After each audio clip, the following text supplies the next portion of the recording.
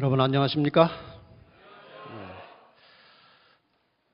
매우 아름답고 힘있고 감동적인 음성으로 우리들에게 정말 은혜스러운 찬양을 주셔서 감사합니다.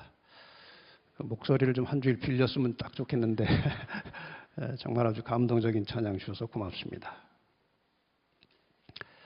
연초에 우리 신 목사님께서 우리 본복교회 기도주일 부탁을 하셨습니다. 그래서 본복교회 기도주일을 이제 일정을 잡았는데 이것이 어떻게 확대돼 가지고 전국의 위성으로 방송하는 집회가 되었습니다. 지금 이 시간에 전국의 꽤 많은 교회들이 위성으로 이 집회에 같이 참여하고 있습니다.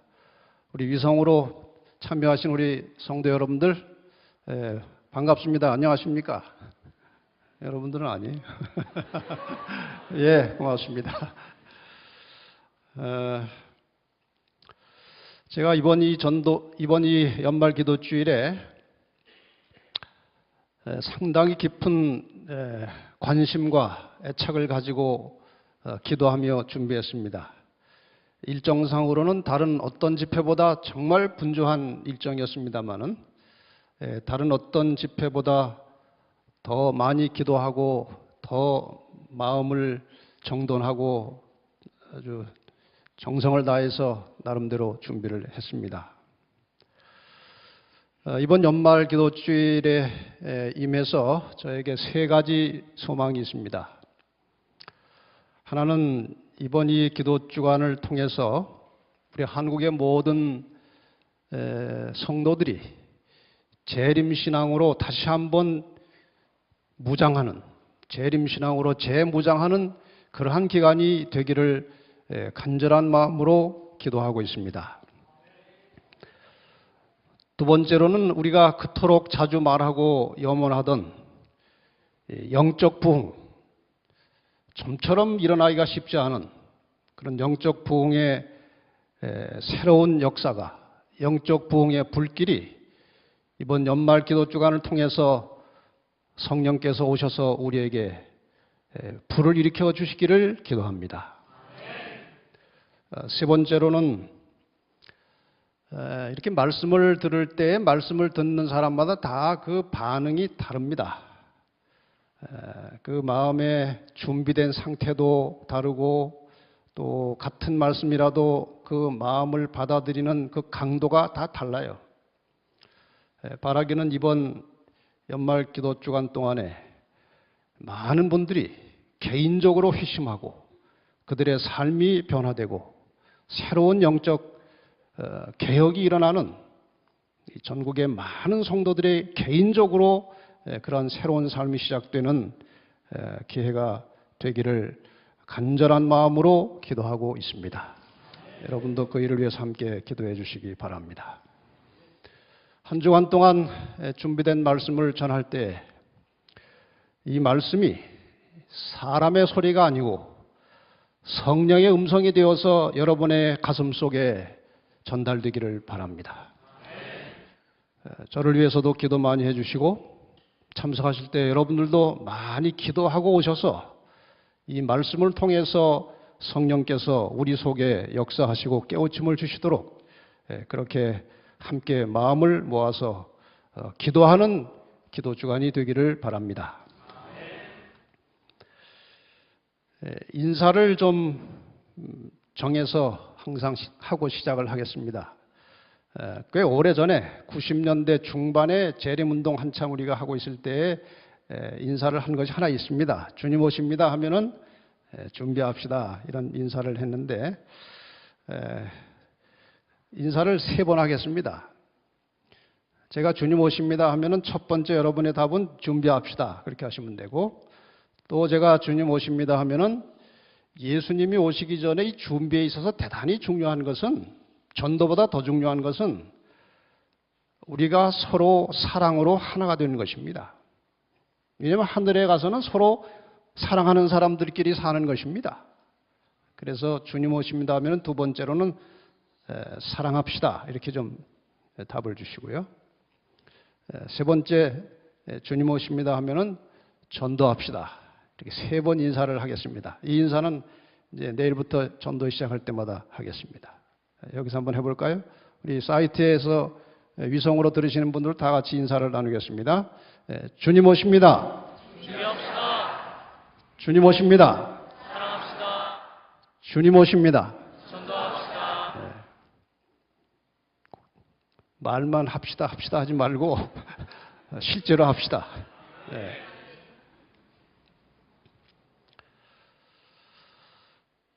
여기 무수하게 많은 사람들이 있습니다.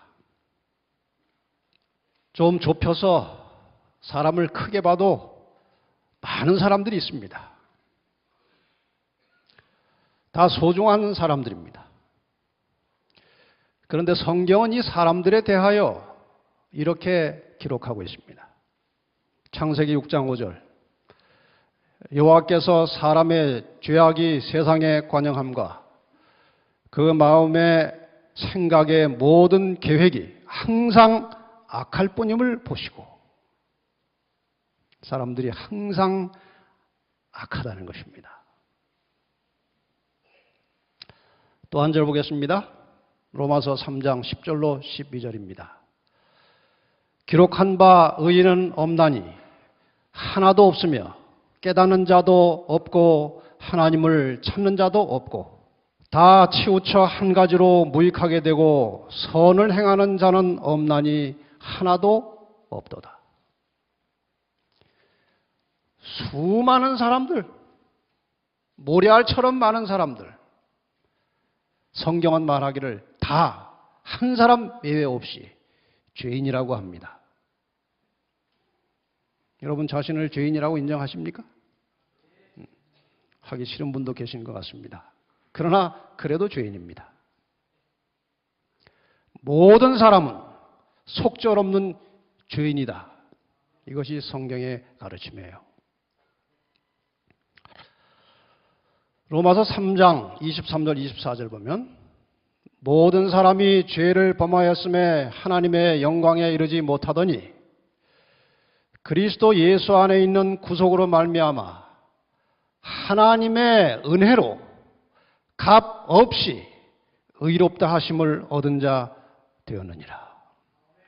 모든 사람이 죄인인데 하나님의 은혜로 값 없이 의로운 자가 되었다는 것입니다. 감사하십니까? 에베소 2장 8절 말씀을 우리 같이 한번 읽겠습니다. 시작. 너희가 그 은혜를 인하여 믿음으로 말미암아 구원을 얻었나니 이것이 너희에게서 난 것이 아니요 하나님의 선물이라. 그래서 구원은 100% 하나님의 은혜입니다. 그분께서 우리를 사랑하시고 은혜를 베푸셔서 독생자 예수 그리스도를 이 땅에 보내시고 우리 대신 죄값을 치르고 돌아가시게 함으로 우리는 은혜로 거저 구원을 받은 사람이 되었습니다. 이렇게 구원받는 과정에 있어서 그 시점을 베드로전서 3장 21절은 침례라고 말합니다. 물은 예수 그리스도의 부활하심으로 말미암아 이제 너희를 구원하는 편이 곧 침례라.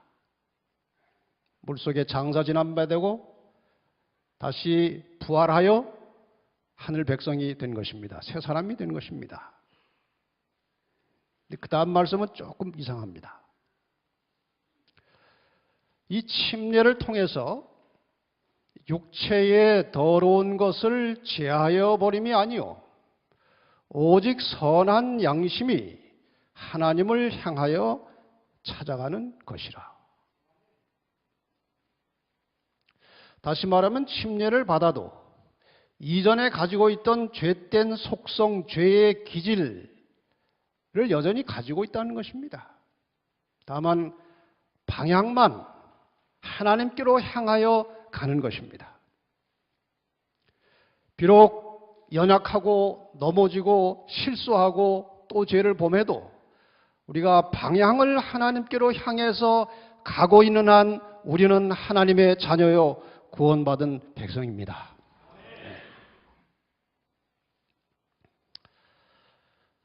이 선한 양심이 침례를 받은 이후에 선한 양심이 하나님을 찾아가는 동안에 나타나는 그 성경 용어 그대로 해서 육체의 더러운 것들이 있습니다. 이기심, 교만, 시기, 미움, 질투. 침례받은 후에도 이런 것들이 마음에 있어요? 없어요? 있습니다. 이런 육체의 더러운 것들을 우리가 가지고 있는 것입니다. 물질에 대한 과다한 욕심이 구원받은 백성들에게도 작용하고 있어요. 대체로 세속적 욕망이 영적인 욕구보다 더 큰 것입니다. 영적인 사물보다 육적인 사물에 더 관심을 쓰고 사는 것입니다. 영적인 면에서 나태합니다. 돈 버는 데는 부지런한데 영적인 면에서는 나태하고 게으르고 안일한 성향을 갖는 것입니다.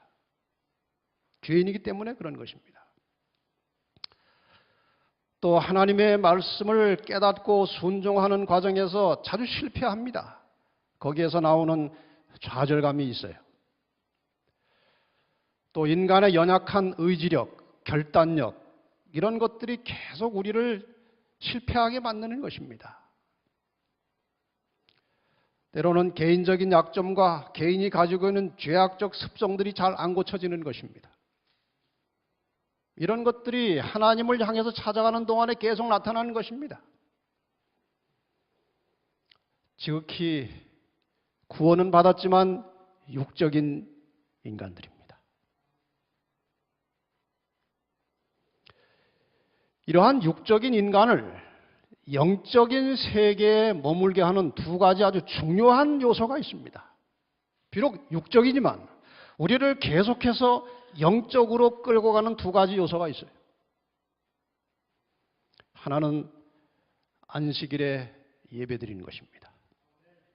육적으로 살다가 잊어버릴만 하면 안식일이 오는 것입니다. 안식일에 들어와서 우리는 영적인 생각을 하고 영적인 말씀을 듣고 영적인 분위기를 맛보고 돌아가는 것입니다. 또 한 가지는 재림의 소망입니다. 우리가 이 세상을 이렇게 살다가 그냥 끝나는 게 아니고 조만간 하늘이 열리고 보이지 않던 영적 세계의 실체가 이 땅에 나타날 것입니다. 우리는 그것을 다 믿고 사는 사람들이고 우리의 교회 이름이 이것을 증거하고 있는 것입니다. 재림의 소망.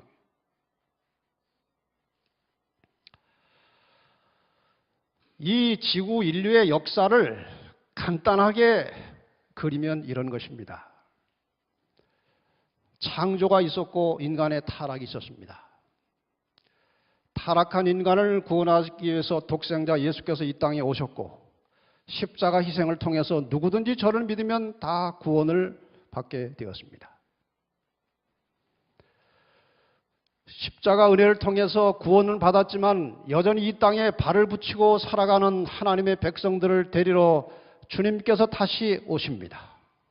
그때 우리의 영생이 시작되는 것입니다. 이렇게 예수님께서 오시는 것을 성경의 비유로 말하기를 신랑이 오는 것에 비유했고 재림을 기다리는 사람들을 신랑을 기다리는 신부 혹은 신부의 들러리에 비유했어요.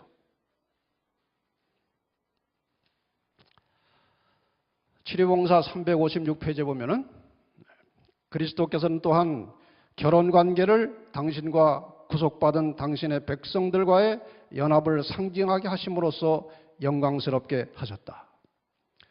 그리스도 자신은 신랑이며 교회는 신부인데 그분께서는 당신께서 택하신 신부에 대하여 주님께서 우리에 대하여 나의 사랑 너는 순전히 어여뻐서 아무 흠이 없구나 라고 말씀하신다. 이것이 예수님의 재림을 기다리는 우리들과 오시는 예수님과의 관계를 적절하게 설명하는 비유입니다. 그래서 마태복음 25장에 보면 예수님의 재림을 기다리는 사람들에 대하여 이 신랑을 기다리는 신부에 비유하고 있습니다. 그런데 신랑이 제 시간에 오지 않은 것입니다. 와야 할 시간에 도착을 안 한 것입니다. 신랑이 더디옴으로 다 졸며 잘세.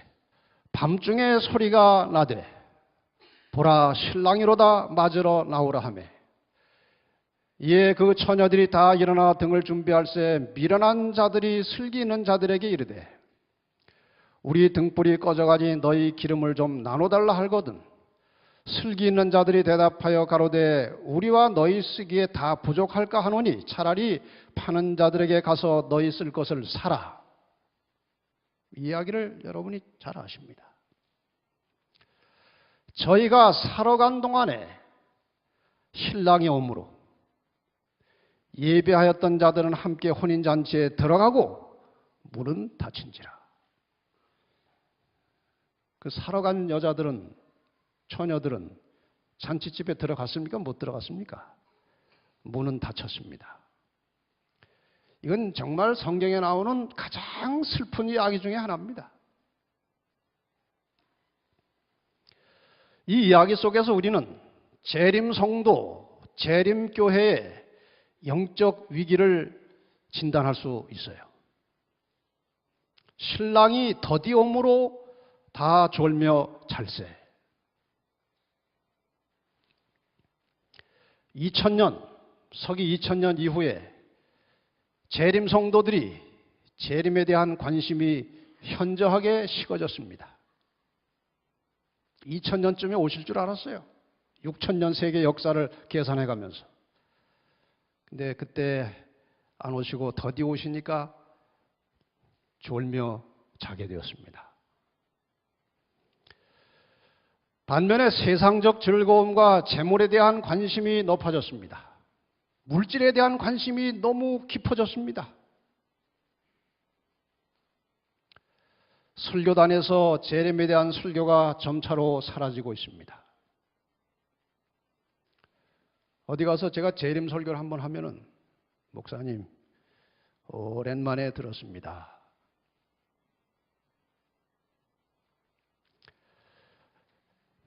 아울러서 마지막 시대에 일어날 재림의 징조들과 예언의 성취는 신속하게 일어나고 있습니다.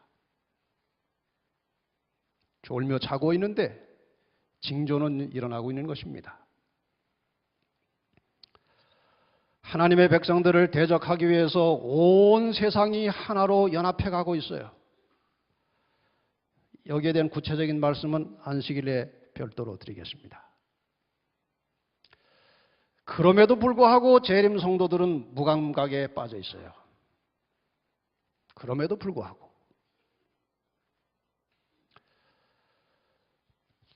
이 신랑이 올 때 준비가 안 돼 있다가 졸다가 신랑이 온다는 소리를 듣고 일어나서 기름을 사러 간 사람들,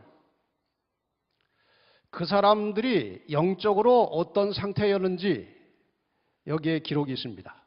선교봉사 268페이지입니다. 이 미련한 다섯 처녀는 우리들 속에 있는 것이고 슬기로운 다섯 처녀도 우리들 속에 있는 것입니다. 이건 재림을 안 기다리는 사람과 기다리는 사람의 이야기가 아니고 슬기로운 처녀나 미련한 처녀가 다 재림을 기다렸던 사람들입니다. 우리 중에 미련한 처녀가 있다는 것입니다. 그들은 날마다 일정한 의식과 외형적 의무는 행하였으나 그들의 봉사에는 생명이 없었고 그리스도의 의가 나타나지 않았다. 그들의 마음과 정신에는 의의 태양빛이 없었으며 그들은 그리스도의 생의 품성, 모습과 외모를 닮아가게 하는 진리에 대한 사랑이 없었다. 지금 여러분과 저의 상태가 혹시 여기에 해당된다면 그 미련한 처녀에 속하는 것입니다.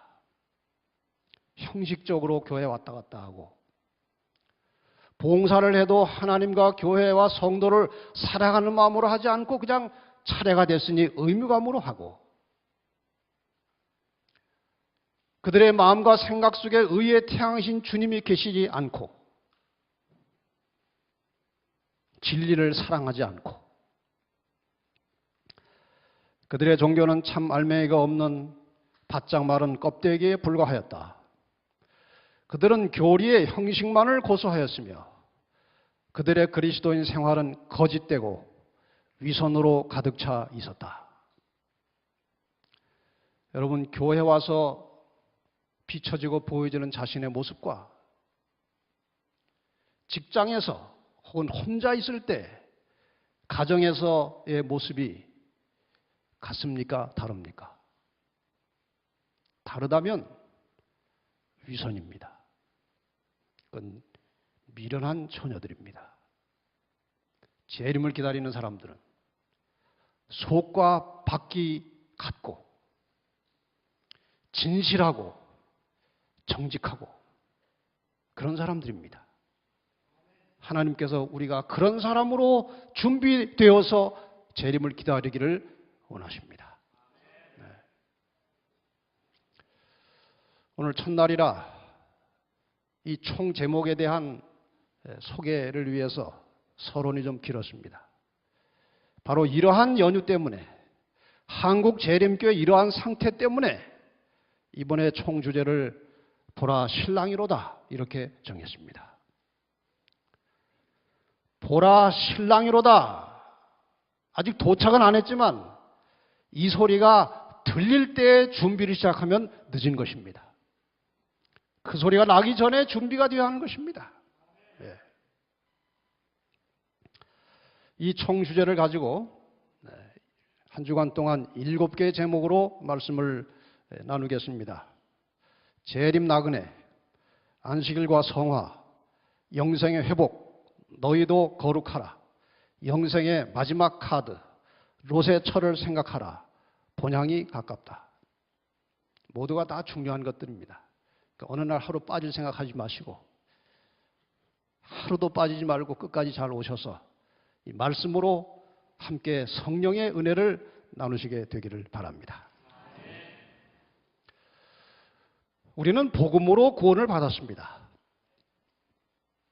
이 복음에 대하여 마태복음 1장 21절에 이렇게 설명하고 있습니다. 아들을 낳으리니 이름을 예수라 하라. 이는 그가 자기 백성을 저희 죄에서 구원할 자이시다. 구원자 예수 그리스도. 그분이 오신 소식을 천사가 목동들에게 전했습니다. 무서워 말라. 보라, 내가 온 백성에게 미칠 큰 기쁨의 소식을 너에게 전하노라. 예수님께서 사람을 구원하시러 이 땅에 오셨다는 그 소식이 바로 복음이에요. 네. 그래서 이것을 우리가 복음이라고 하는 것입니다. 예수님께서 많은 사람의 죄를 담당하시려고 이 땅에 오셔서 십자가에 돌아가셨습니다. 이것이 첫 번째 오신 것입니다. 그 다음에 구원에 이르게 하기 위하여 죄와 상관없이 자기를 바라는 자들에게 죄를 다 해결하고 정결하고 깨끗한 심령으로 재림을 기다리는 자들에게 두 번째 나타나시리라. 구약은 예수께서 오신다는 복음이에요. 신약은 예수께서 다시 오신다는 복음이에요. 복음이라고 하는 것은 예수께서 인간을 구원하러 오신다는 것입니다. 이게 복음이에요. 빌립보 1장 27절에 보면은 오직 너희는 그리스도 복음에 합당하게 생활하라. 재림의 소식이 복음이라면 재림에 합당하게 살라는 것입니다. 말로만 재림을 믿지 말고 지식적으로만 재림을 인정하지 말고 재림을 기다리는 사람답게 살라는 것입니다. 그것이 복음에 합당하게 생활하라는 것입니다. 실물교원 384페이지 보면은 복음에 대한 신앙은 그리스도께서 우리의 생활 속에 거하시는 것이며 곧 살아 움직이는 원칙을 말한다. 복음을 따라 산다는 것은 살아 움직이는 원칙을 따라 사는 것을 말한다고 하셨습니다. 이 신앙은 품성 속에 나타나 선한 일을 하도록 해주는 그리스도의 덕성이다. 복음의 원칙들은 실생활의 어떤 부분과도 분리될 수 없는 것이다. 우리가 재림의 복음을 믿고 있다면 그 재림의 소식이 우리의 생활 전반에 걸쳐서 영향을 미치고 있어야 하는 것입니다. 직장에 가서도 사람들과의 교제에 있어서도 교회 출석해서 또 성도들과 사귀는 일에 있어서도 우리의 모든 전반적인 삶을 통해서 재림이라고 하는 이 복음이 우리의 삶에 영향을 미쳐야 한다는 것입니다. 따라서 복음의 원칙을 따라서 산다는 것은 무엇인가? 초림의 복음을 믿음으로 죄로부터 구원받은 사람이 재림의 복음을 향하여 전진하면서 복음을 전하면서 사는 것이 복음의 원칙을 따라서 사는 것이고, 이런 사람들이 슬기로운 처녀들인 것입니다. 이건 대단히 중요한 우리 신앙을 지배하는 원칙입니다. 초림의 복음을 믿음으로 죄로부터 구원받은 하나님의 백성이 재림의 복음을 향하여 전진하면서 복음을 전하고 사는 것이 복음의 원칙을 따라서 사는 것이라 그것입니다. 그렇다면 내가 지금 복음의 원칙을 따라 사는 것인지 감성적으로 복음을 믿는 것인지 우리 자신을 한번 잘 돌아보시기 바랍니다. 그래서 오늘 하루를 살아가는 재림 성도의 최고의 관심, 최상의 가치, 최종적인 목표는 재림이어야 하는 것입니다. 여러분, 우리의 모든 생활의 중심이, 우리의 모든 삶의 초점이 재림에 맞춰져 있습니까? 혹시 초점이 안 맞춰져 있으면 이번 기간에 초점을 다시 잡으시기를 바랍니다. 그것이 그리스도입니다. 히브리 11장 13절에는 이렇게 재림을 향해서 살아가는 하나님의 신실한 백성들에 대하여 외국인과 나그네라고 표현했습니다. 외국인, 나그네. 나그네라고 하는 말과 비슷하면서 조금 뜻이 다른 말이 하나 있습니다. 혹시 아십니까? 나그네란 말과 비슷한데 뜻이 달라요. 떠돌이입니다. 떠돌이. 이 나그네와 떠돌이는 순수한 우리말입니다.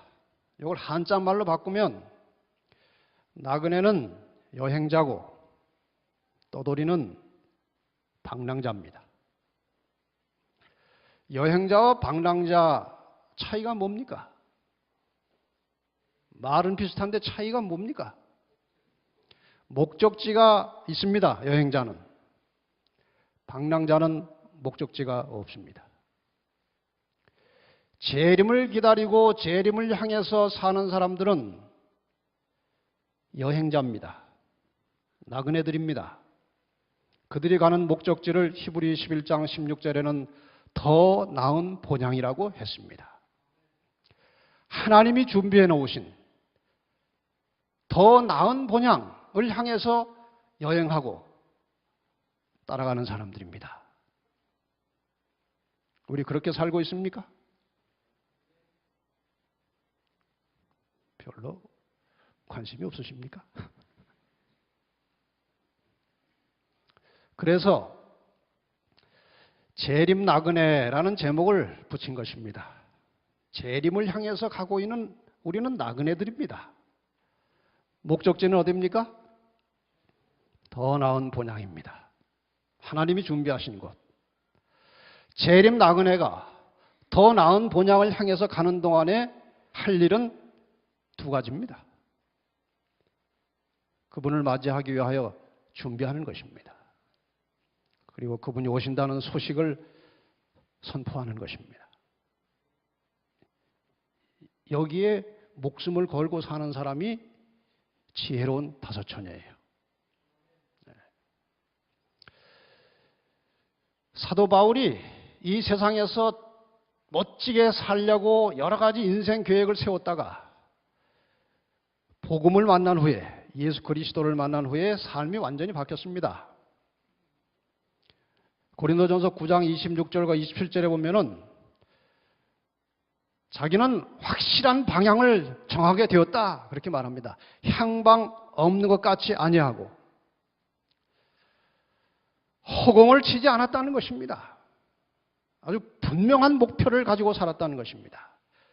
어떤 목표인가? 첫째는 내 몸을 쳐서 복종하게 하는 일을 했다는 것입니다. 자기와 싸운 것입니다. 그리고 남에게 전파하는 일, 복음을 전하는 일을 했습니다. 사도 바울의 서신을 다 읽어보시면 이 두 가지 이야기 외에 나오는 게 없습니다. 복음 전하는 일 아니면 자기와 싸우는 것입니다. 그것이 사도 바울의 인생의 최종 목표였습니다. 그 말씀을 여기다 갖다 붙이면 재림 준비는 품성의 변화고 재림 선포는 복음 전도하는 것입니다. 더 나은 본향을 향해서 행진하는 재림 나그네들의 인생의 가장 중요한 가치는 품성의 변화와 복음을 전하는 것이고 이 두 가지는 별개로 일어나지 않고 동시에 일어난다는 것입니다. 다시 말해서 복음 전도에 동참하지 않는 사람들은 품성 변화가 일어나지 않는 것입니다. 이 문제는 나중에 좀 다시 다루겠습니다. 여기 멋진 배가 있습니다. 한번 타보고 싶으시죠? 정말 아름다운 배예요. 어떻게 사람들이 저런 걸 저렇게 만드는지 도무지 이해가 안 갑니다, 저는. 재림 성도의 삶은 항해하는 배와 같은 것입니다. 배가 아무리 화려하고 견고해도 방향을 잃으면 쓸데가 없는 것입니다. 그렇지 않습니까? 저렇게 아무리 배가 멋져도 방향을 잃어버리면 끝입니다. 재림의 방향을 상실하고 사는 재림 성도의 삶은 허무하고 불안하고 결국은 멸망으로 가는 것입니다. 배가 아무리 커도 배의 방향을 끄는 것은 저 배 꽁무니에 달려있는 키입니다. 키. 아무리 배가 커도 저 키는 조그맣니다. 이것에 의해서 큰 배가 방향이 바뀌는 것입니다. 재림을 향해서 항해하는 배의 키는 성경입니다. 이것이 방향입니다. 여기에 맞춰야 하는 것입니다. 그리고 선장은 예수이십니다. 우리의 모든 삶의 방향을 예수님께서 운전하시도록 맡기고 그분의 말씀을 따라 사는 것이 재림을 준비하는 것입니다. 그래서 재림신앙이 나의 모든 삶을 지배하고 내 삶에 영향을 미쳐야 한다는 것입니다. 재림을 향해서 행진하는 재림 성도들의 생활 철학. 어떻게 살아야 하느냐? 첫째, 재림 성도들은 단순하고 소박하게 살라는 것입니다. 여행자의 특징은 짐을 크게 하는 것입니까? 줄이는 것입니까? 줄이는 것입니다. 저는 여행을 여행이라기보다는 출장을 참 많이 다닙니다. 출장. 가방 싸들고 짐 나가는 것이 그저 생활입니다. 그래서 저는 오랜 출장 경험 끝에 어떻게 하면 짐을 줄일 수 있는지를 계속 연구하는 것입니다. 이게 제 여행 보따리 중에 하나입니다. 이 속에 면도기도 들었고 알람 시계도 들었고 칫솔도 들었고 치약도 들었고 빗도 들었고 손톱깎이도 들었고 칼도 하나 들었고 로션도 들었고 여기 다 들었어요. 여행을 하는 사람들은 짐을 줄입니다. 우리가 정말 하늘 본향을 향해서 여행하는 나그네들이라면 줄여야 되는 것입니다. 줄여야 되는 거예요. 교정은 5권 152페이지에 보면은 지금은 우리의 형제들이 그들의 소유를 늘리는 대신에 줄여야 할 때다. 우리는 조만간 더 좋은 나라, 하늘에 있는 나라로 옮겨갈 것이다. 그러므로 우리는 이 세상의 거민이 되지 말고 살림살이를 가능한 대로 줄여서 단출하게 살아야 한다. 여러분, 언제 내 목숨이 끝날지라도, 언제 주님이 오실지라도 미련 없이 다 깨끗하게 버리고 갈 수 있도록 단출하게 준비하고 살라는 것입니다. 이것이 재림 나그네들의 생활 철학입니다.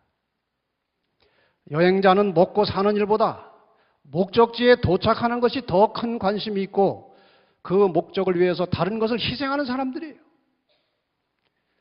여행하는 사람들이 잘 먹고 잘 살라고 돌아다니는 게 아니고 목적지에 도착하는 것이 목표입니다.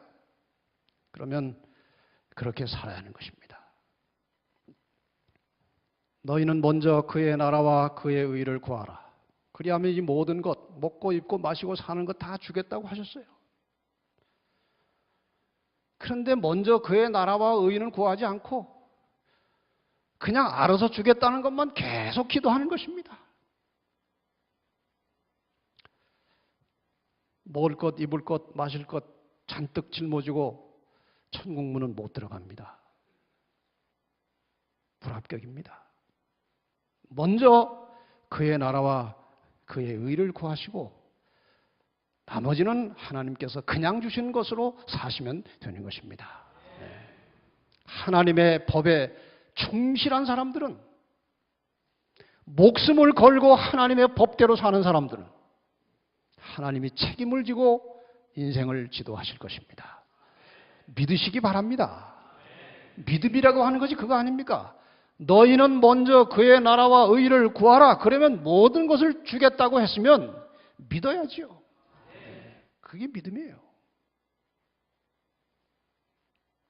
두 번째로 마음을 정결하게 하는 사람들이에요. 요한일서 3장 2절 3절에 보면은 사랑하는 자들아 우리가 지금은 하나님의 자녀라.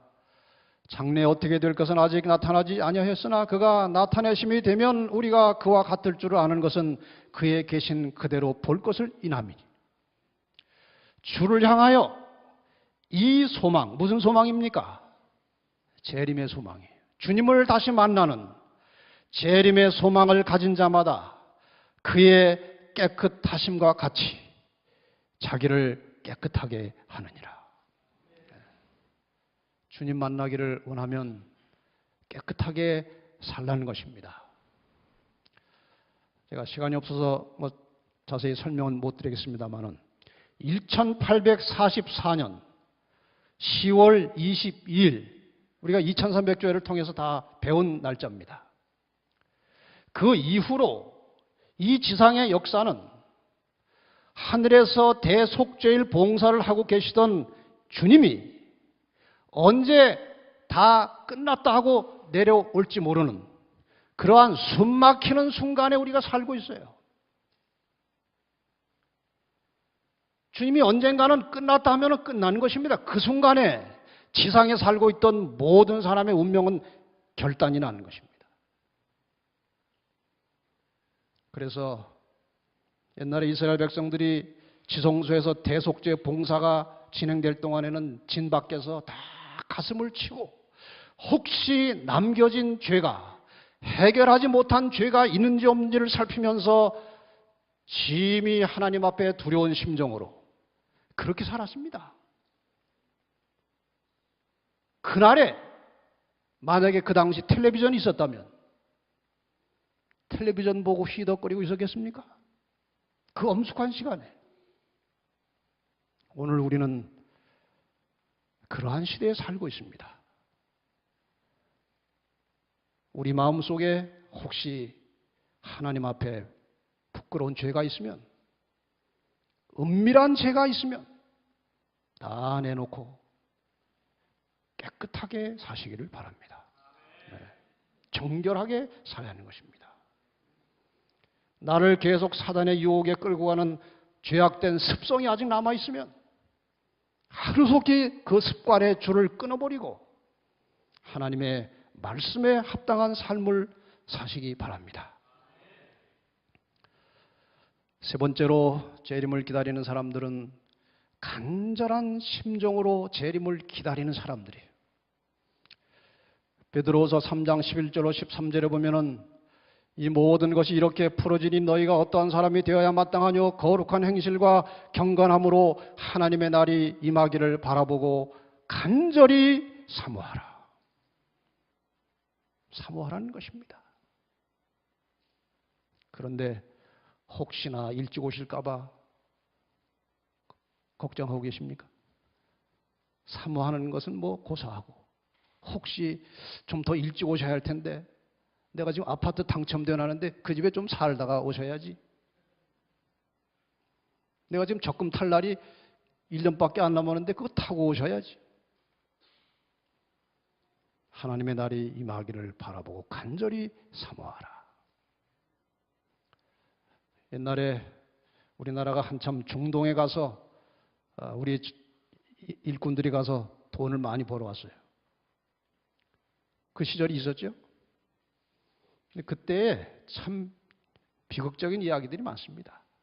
남자가 가서 이제 중동에 돈 벌어가지고 그 당시 한국에서보다 훨씬 많은 봉급을 이제 착착 붙여오니까 여자들이 돈이 많아지니까 남자는 가까이 없고 바람이 나는 것입니다. 두 종류의 여자가 있었다고 가정해 보십시다. 한 여자는 남편이 붙여놓은 돈을 꼬박꼬박 저축하고 재산을 불리고 아이들 교육을 잘 시키고 이런 여자가 하나 있었고, 또 한 여자는 때가 되었을 때 돈 가지고 탕진하고 바람나고 다른 남자하고 놀아나고 이 두 여자가 있었다 이것입니다. 중동의 일이 다 끝나고 이제 몇 월 며칠에 귀국한다는 소식이 왔어요. 착실하게 돈을 모아서 남편을 기다리던 여자는 손꼽아 기다릴 것입니다. 빨리 오도록. 바람난 여자는 연장되기를 기다릴 것입니다. 오는 게 편치 않은 것입니다. 오늘 재림교인들 중에 바람난 여자들이 많은 것입니다. 주님이 오시는 것이 부담이 되고 싫은 겁니다. 왜? 지금 바람나 있거든요. 세상과 짝해가지고.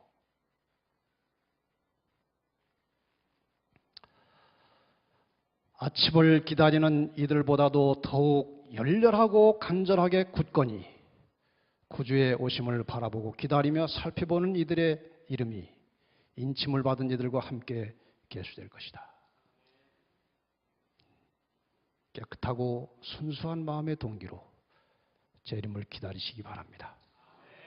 간절한 심령으로 그날을 바라보고 준비하고 주님을 사랑하면 주님이 속히 오시기를 기다려지는 것입니다.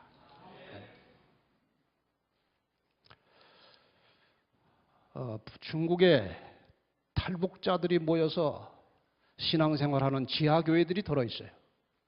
그 중에 제7일 안식일을 지키면서 재림을 기다리는 사람들이 있습니다. 이들의 이야기를 좀 들어보십시다. 거기서 내가 한번 거리에 나갔는데 수많은 사람들이 모여 있는데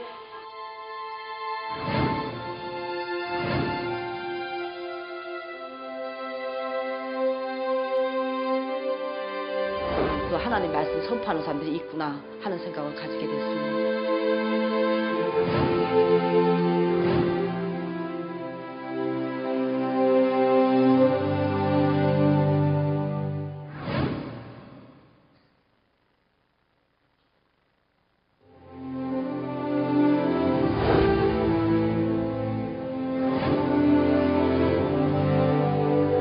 아버지, 주님을 보기 원하오나이다. 나의 영적인 주님의 세계가 될 것이다.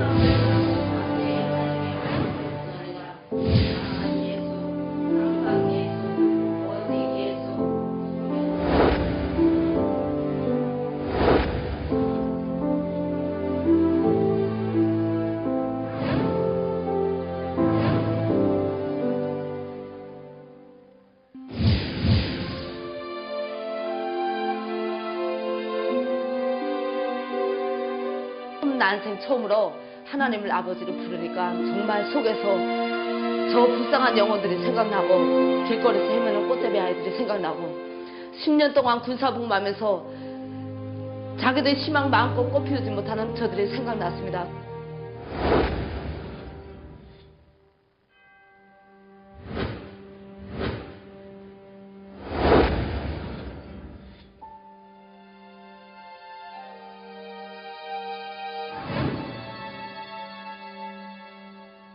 저 적당에 죽어가는 영혼들을 구원의 길로 인도하여 주실 하나님께서 지금 당장 오실 소망을 안고 우리들은 살아가고 싶습니다. 그래서 하나님께서 우리들과 늘 저국 땅에서 다시 오실 우리 하나님을 바라보면서 나가는 성도들 북한 땅이 되었으면 좋겠습니다. 하나님 꼭 우리는 그날을 기대하면서 하나님께 기도하면서 하나님을 우러러보면서 하늘을 바라보면서 하늘 아버지를 우러러보면서 나아갈 것이옵니다. 하나님 꼭 와주십시오. 빨리 와주시기를 간절히 바랍니다.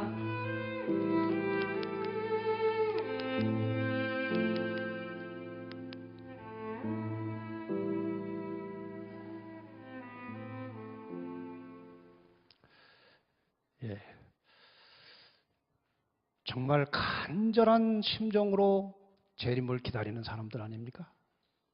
오직 그거밖에 보이지 않은 것입니다. 우리의 재림 신앙도 그렇게 돌아가야 할 것입니다. 재림을 너무 간절하게 기다리기에는 우리가 너무 자유롭고 행복합니까? 아니에요. 이 세상은 어떤 것도 우리에게 만족을 줄 수 없는 것입니다. 구약 신약의 모든 믿음의 선조들은 재림의 소망을 가지고 살았습니다.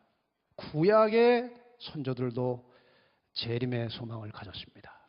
심지어는 에녹도 아담의 7세손 에녹이 사람들에게 대하여도 예언하여 이르되 보라 주께서 그 수만의 거룩한 자와 함께 임하셨나니. 에녹도 재림을 예언했습니다. 에녹도.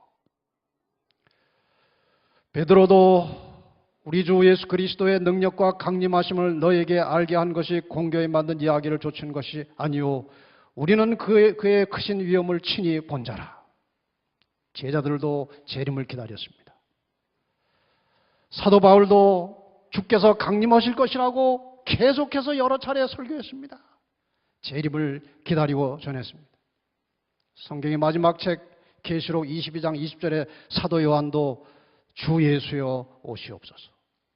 이것이 신약의 주제입니다. 여러분, 오늘 재림 성도들의 신앙에 문제가 있습니다. 한번 자신의 문제가 아닌지 좀 살펴보십시다. 재림의 징조에 대하여 지나치게 민감한 사람들이 있어요. 재림의 징조에 대하여 지나치게 둔감한 사람들이 있어요. 재림을 믿으면서도 재림과는 무관하게 사는 사람들이 있습니다. 재림에 대해서 관심은 있지만 생활에 얽매인 사람들이 많습니다. 재림이 좀 더 지체되기를 바라는 사람들도 많이 있습니다. 재림교인이면서. 때로는 재림에 대하여 두려운 마음을 가진 사람들도 있습니다. 재림의 소식을 전하지 않은 사람들이 너무나 많은 것입니다. 건전한 재림신앙이 도대체 뭔가? 재림의 징조나 예언의 성취에 상관없이 나의 모든 삶의 초점이 항상 재림을 지향하며 준비하는 신앙이 건강한 재림신앙입니다. 오직 말씀에 또 말씀에 순종하는 일에 목숨을 걸고 충실하게 사는 사람들입니다. 그것이 건강한 재림신앙입니다. 품성의 변화와 복음 전도를 최고의 가치로 삼고 하나님을 믿는 것입니다. 생활 속에서 끊임없이 재림의 소식을 전하는 사람들입니다. 주님이 속히 오기를 간절히 기다리는 사람, 모든 사람과 평화하고 사람을 사랑하는 신앙입니다. 이것이 재림신앙입니다. 그리고 안식일을 즐겁게 존귀하게 지키는 신앙입니다. 이것이 건강한 재림신앙입니다.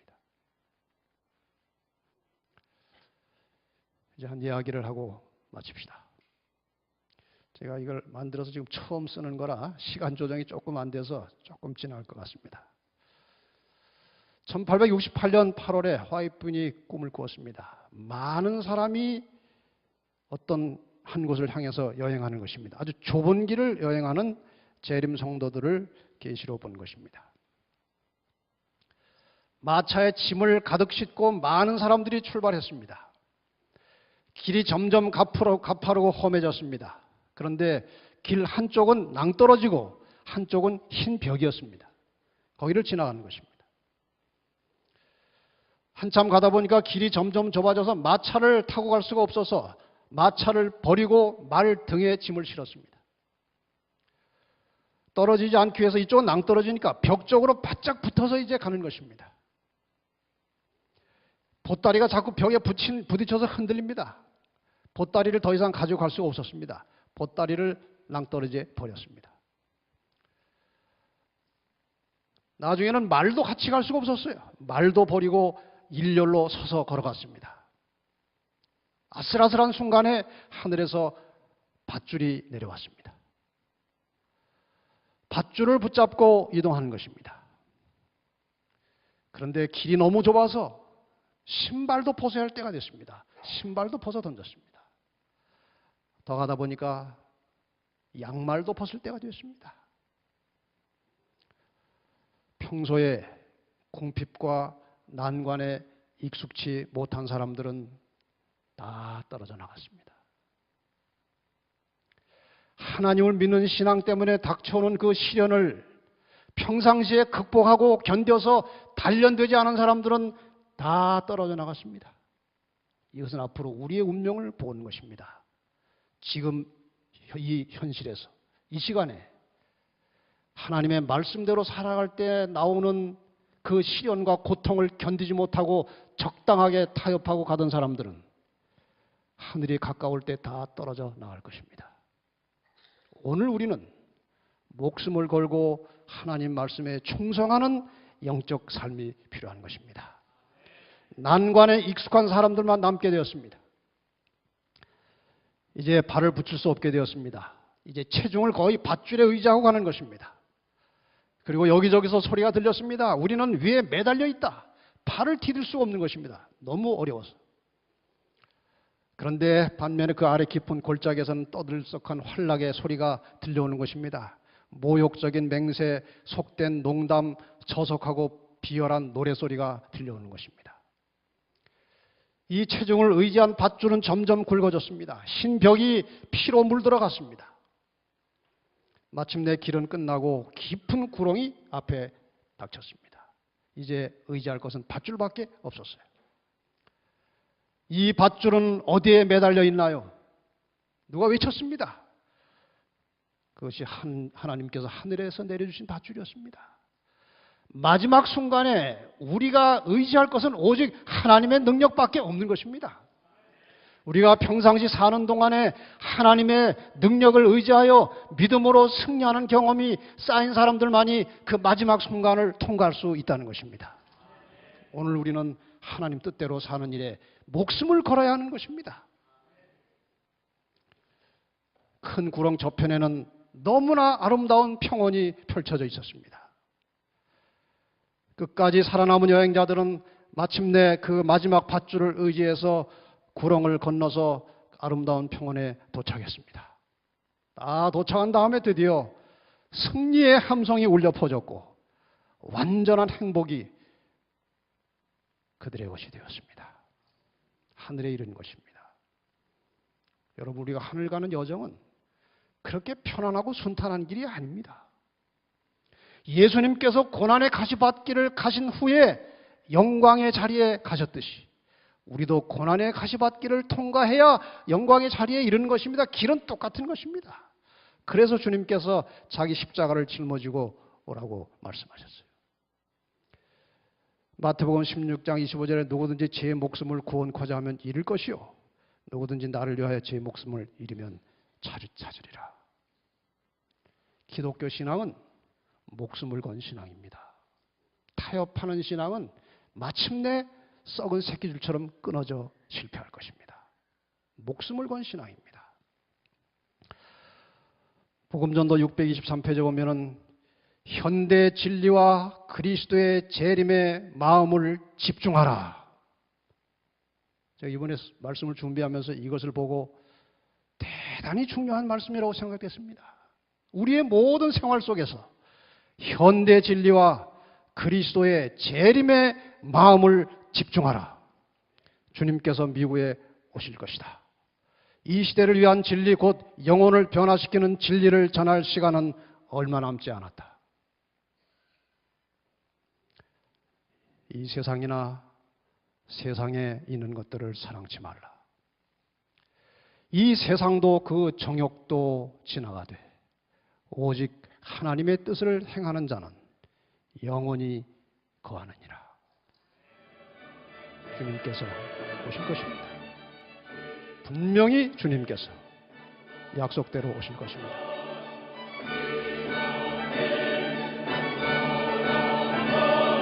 저 멀리 동편 하늘에 나타날 것입니다.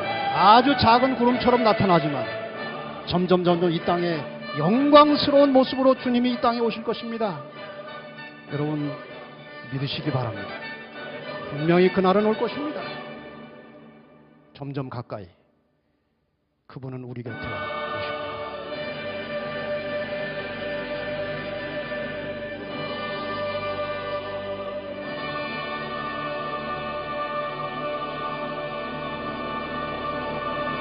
여러분과 저의 삶의 모든 관심이 재림에 맞춰지기를 바랍니다. 잠깐 후면 오실 리가 오시리니 지체하지 아니하시리라. 이제 다 눈을 감으시고 잠시 자신을 돌아보십시다. 사랑하는 재림 성도 여러분, 예수님께서 우리를 구원하시기 위하여 자신의 모든 것을 다 내어주셨습니다. 생명을 내어주시기까지 우리를 사랑하셨습니다. 그분은 우리와 함께 영원히 살기를 원하십니다. 그처럼 큰 대가를 지불하고 사신 사람들 가운데 한 사람이라도 버림받는 것을 원치 않으십니다. 우리를 데려가시기 위하여 다시 오시겠다고 약속하셨습니다. 너희는 마음에 근심하지 말라. 하나님을 믿으니 또 나를 믿으라. 내 아버지 집에 거할 것이 많도다. 내가 너희를 위하여 처소를 예비하러 가노니 가서 너희를 위하여 처소를 예비하면 내가 다시 와서 너희를 내게로 영접하여 나 있는 곳에 너희도 있게 하리라. 우리의 삶의 방향을 주님이 계신 하늘로 향하여 날마다 나아가십시다. 빛과 사랑이 넘치는 그곳으로 속히 올라가서 우리 주님을 만납시다. 이제 특별한 찬양을 들으신 후에 기도의 시간을 갖고 마치겠습니다. 저 높은 곳을 향하여 449장입니다.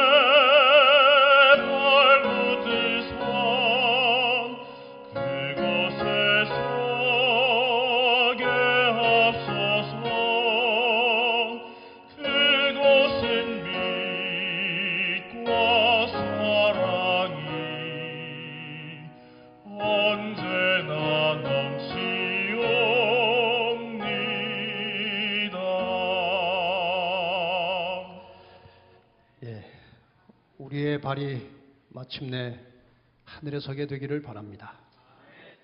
이 땅에 사는 동안에 우리의 모든 관심을 하늘로 향하십시다. 이 세상은 언젠가 다 썩어서 없어질 것들입니다. 영원한 생명의 주인이신 그리스도를 바라보시고 날마다 저 높은 곳을 향하여 행진하고 전진하는 재림 성도들이 되시기를 바랍니다.